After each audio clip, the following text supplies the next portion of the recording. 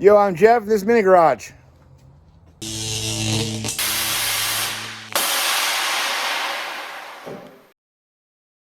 We've had a little bit of a hiatus and been doing lots of stuff, but just haven't been filming much of it.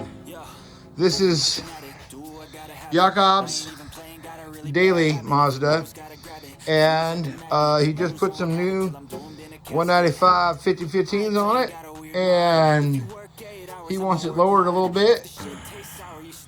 He came down a couple weeks ago and blew up the transmission, so we ended up doing a bunch of stuff that you didn't want to see. So, well, I mean, maybe you did, but we didn't film it. So we're gonna get this up on jack stands, get the tires off, and do a proper static drop on it. So he's got all 4 tires off, so up on jack stands, and we're gonna take the spindle off first. So he's gonna pull the nuts off the ball joint, upper and lower, the tie rod end. One thing that we're gonna do while we're in here, and we hadn't talked about, is the brakes look a little thin, so we'll change the brakes while we're in here. Might as well repack these bearings, because a lot of people like to buy hubs from me, and I won't have any for Jakob if I sell them all. So, you know, maintenance is a good thing. So we'll pack these bearings, make sure they're all good, and we'll get the spindle off. And the reason we're taking the spindle off is we're gonna flip these ball joints, put them on. You're gonna have the ball joint on this side of the control arm, same thing on the bottom. And once he gets the spindles off, we'll show you what we're talking about. So the first thing he's doing, he's pulling the cotter pins. You can keep going, Cobb. I'm not turning the steering wheel. You can turn the steering wheel, turn the steering wheel. So we'll probably be rated, but we're not gonna flip the top. We're gonna leave it right where it's at. Moving it up doesn't get you that much, and then you don't have to pie cut this. But we are gonna trim this, trim it flush, so that we can flip the bottom and space it out. And that, in essence, will be like a drop spindle. You get a little bit, you know, about a 1/2 inch, maybe 3/4 inch. So, but the fact is the upper control arm moves enough where we don't need to move it at all. So we're gonna do that, and we'll start cutting.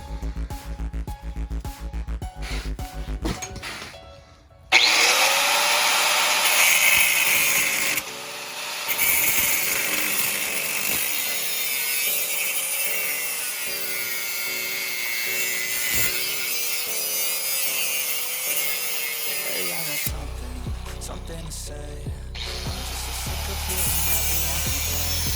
I'm not expecting, I'm never saying, but hitting bottom is the only way to change.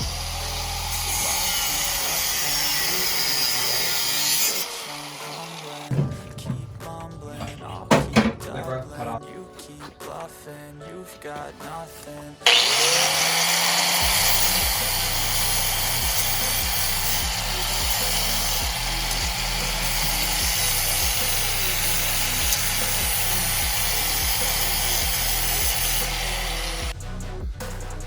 So what we have here is the old ball joint, and I drilled the threads out so that the bolt will actually just slide through instead of threading through.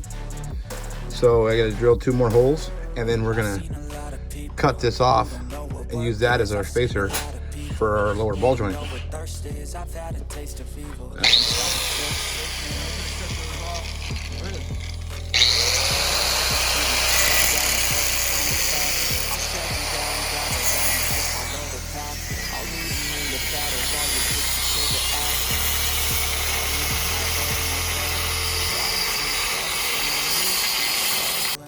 So now we've got the lower ball joint in, and it's now on the upper side of that with the spacers in between.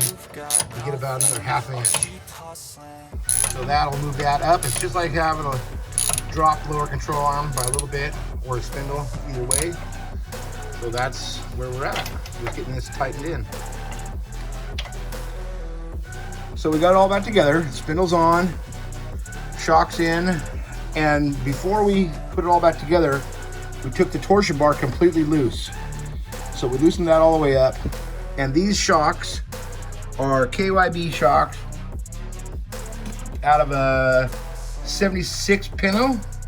So they're a lot shorter. And next we're gonna set the torsion bars. Oh, I guess we're gonna put the brakes back on first. So you repack these bearings. I got grease on me. Ew, fun. We'll get the brakes put back together. So he'll put new pads on this side and then put the wheel on it, and then we'll set the torsion bar. So we got the other side done, and we did flip the upper. I think it's just gonna work better, gives you a little more angle on that upper ball joint. So we're gonna cut this one real quick. Yeah, we took it apart and we're gonna cut it and flip it up. Look at them safety goggles. Jakob to the front. And just like that, she's cut out. Now I'm gonna flap wheel it, put a little paint on it, and put it back together. How's static dropping your truck, Jakob? It's gone. See, didn't lifting. Yeah, easier than lifting. Less components. Okay. So under here, the torsion bar is loose. He pulled it out, and then 2 clicks towards me, and then we'll raise the truck, put the bolt back in, and lift it up. That way, it'll sit lower, just like the other side. So he's, like I said, he pulled this out, 2 clicks towards me, then we'll raise the truck up, put the bolt back in, and start setting it where we want it.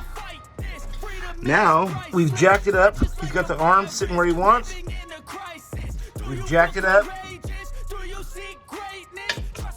so the weight is off the suspension, and he's back there screwing the torsion bar in. So here's where we got it sitting. There's just right out of finger, and it's got some travel so he can hit some bumps. I don't know how low it'll sit when we get it on the ground, but it's the same on both sides. It's the same on both sides, and when we started getting them screwed up, we went, 6 cranks on one side, 6 cranks on the other side, until it was even, and we brought the whole front end up even. I guess we'll tackle the rear end next week. Again, it's gonna get new brake shoes, new hardware, probably new shocks in the back too. This would be all new for this kid, for his beater daily. Anyway, for all of us at Mini Garage, till next time, hopefully it'll be sooner than the last time. Peace out, homie. We're gone. Hey, I'm Ron, and that was Mini Garage. Before you take off, don't forget to hit up the website, hammeredweekendwear.com, where we have hats like these, banners like those, stickers, and all the swag you need to support our show. Thanks for tuning in.